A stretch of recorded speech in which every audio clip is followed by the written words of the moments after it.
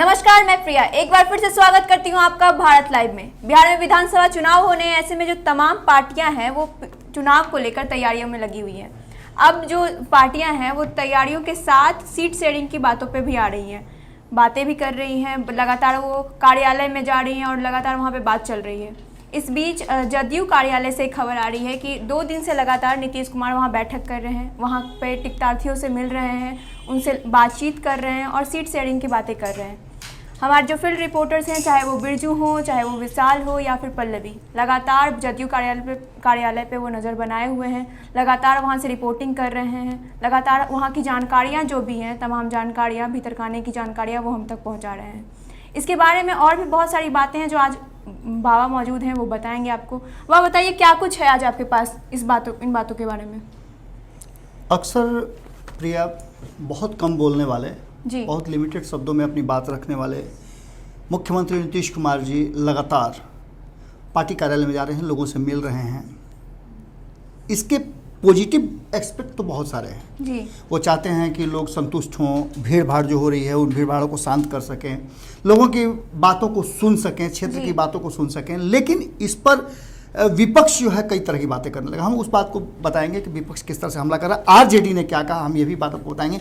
लेकिन इससे पहले हम बता दें कि जिस विषय को लेकर के हम सामने आए हैं कि एक चीज़ तो इस पूरे बातचीत के दौरान नज़र आई, जो हमारे रिपोर्ट के माध्यम से हमने कलेक्ट किया है, और भी जो राजनीतिक गलियारे में चर्चा हो रही थी, बगल में लिट्टी घुगनी की दुकान है वहाँ चर्चा जो चल रही थी, चाय की दुकान पर जो चर्चा चल रही थी, अलग अलग क्षेत्रों से जो आए हुए प्रत्याशी उम्मीदवार, या लगभग जैसा कि हमारी रिपोर्ट बता रहे हैं कि लगभग 45 से 50 जो हैं वो पूर्व विधायक, MP, MLAs जो भी थे, वो सारे लोग मिलने की इच्छा जाहिर कर रहे थे। पहले दिन उन्होंने 100 से ज़्यादा लोगों से मुलाकात की, दूसरे दिन भी ये सिलसिला जारी रहा, और ये तब जारी रहा जब लगातार अगल बगल जो कार्यालय हैं, आपने देखा होगा बगल में बीजेपी का कार्यालय है, आप भी जाती हैं अक्सर रिपोर्टिंग में, RLSP में भी आप गई थी तो वहाँ भी देखी कि काफ़ी भीड़ लगी हुई थी। वहीं जदयू कार्यालय में भीड़ भाड़ कुछ कम नज़र आ रहा था। मुख्यमंत्री नीतीश कुमार के कार्यक्रम से पहले हालांकि भीड़ भाड़ नजर आ रही थी, लेकिन सामने जो आरजेडी कार्यालय है उसमें भीड़ ज़्यादा थी।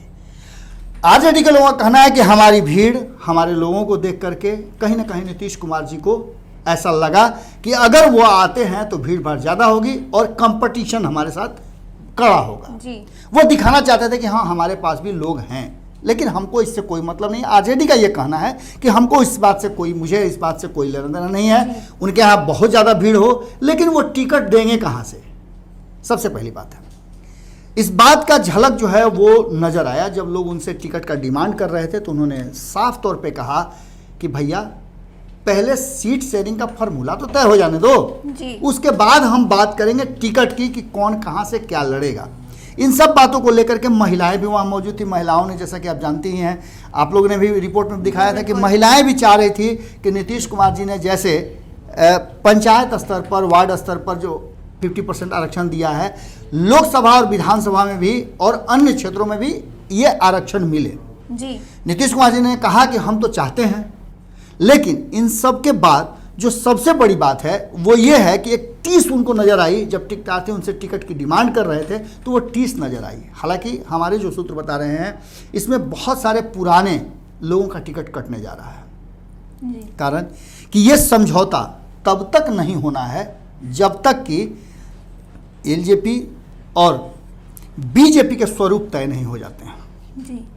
हमने आप खबरों के माध्यम से बताया था कि जब नीतीश कुमार और JP नड्डा मिले थे तो कुछ बातें हुई थी, और लगातार हम और पूरा मीडिया जगत से लेकर के राजनीतिक गलियारे में चर्चा थी कि 50-50 का फॉर्मूला तय हो गया है। मतलब 2 खेमे में NDA को बांट दिया गया है, एक नीतीश खेमा और दूसरा मोदी खेमा जी। अब ये दोनों खेमे में आधी आधी सीटें, मतलब 243 सीटों में से किसी को 121 और किसी को 122 सीटें मिल जाएंगी, और अपने खेमे के लोगों को वो अपने में से सीट देंगे।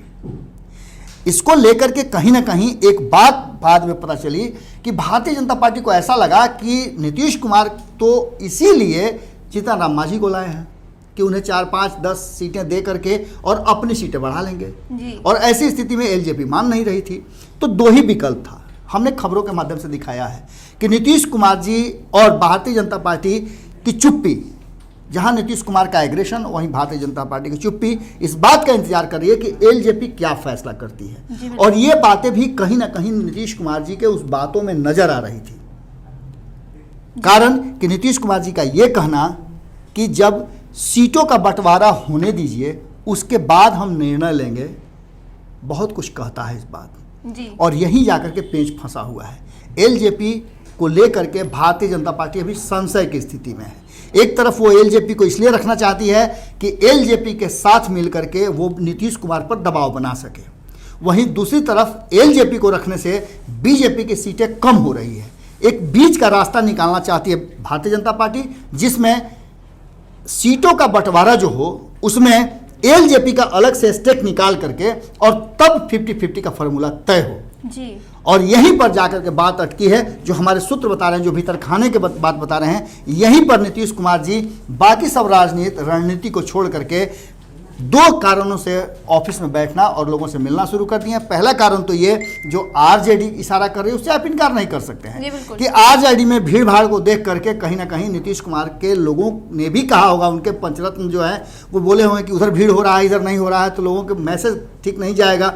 मीडिया भी इन बातों को दिखा रही है। तो ऐसी स्थिति में आप सर 2 दिन 4 दिन के लिए आ जाइए, जब तक आपके पास कोई काम नहीं है, क्योंकि अब तो काम है नहीं। मुख्यमंत्री हैं लेकिन वो चीज़ें नहीं कर सकते हैं जो आचार संहिता लगने से पहले उनको करना चाहिए। अब उनके पास बहुत सारे अवसर नहीं, उद्घाटन और इसके सिवा दूसरा कुछ कर नहीं सकते हैं। चीज़ों को सिर्फ आपने देखा होगा कि जो काम 5 साल में नहीं हुए हैं, आपको नज़र आ जाएगा कि 15 दिन में वो सारे काम हो जाएंगे। 15 साल का काम 15 दिन में करने का जो तरीका है ये समझ से परे है। लगातार जो उद्घाटन हो रहा है कहीं ना कहीं उस चीज़ से दिख ही रहा है कि 15 साल का जो जीवन 15 दिन में दिख रहा है। बिल्कुल। अब वहीं सुबह 11 बजे से लेकर के 11 साढ़े 11 बजे मुख्यमंत्री जी आ जाते हैं और आ करके एक लंबे समय तक बैठते हैं, लोगों से मिलते हैं, सैकड़ों लोगों से मिलना जुलना, भीड़ भाड़ लगा रहना, ये राजनीतिक दलों का ये अपना एक ये है। पर लोजपा के रुख पर कहीं ना कहीं आकर के बात अटक गई है। भारतीय जनता पार्टी क्या फैसला करती है और नीतीश कुमार जी उस फैसला को मानते हैं कि नहीं मानते हैं, बात यहीं आकर अटक गई है। बिहार की राजनीति में बहुत कुछ होना बाकी है प्रिया। कहीं ना कहीं वो एलजेपी की बात पे उन्होंने चुप्पी भी साध ली है।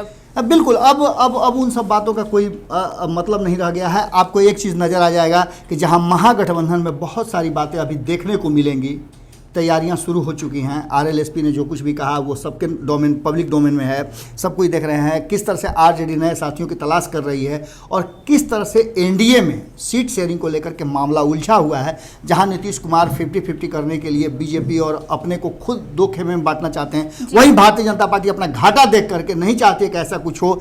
इसी पर मामला अटका हुआ है। बैठकों का दौर दिल्ली से लेकर के पटना तक जारी है। नीतीश कुमार ने अपने आप को इससे अलग रख लिया है और आरसीपी और ललन सिंह को इस पर लगा दिया है। जी हाँ, तो जैसा कि बाबा ने आपको बताया कि जो सीटों का बंटवारा है मामला वहीं फंसा हुआ है।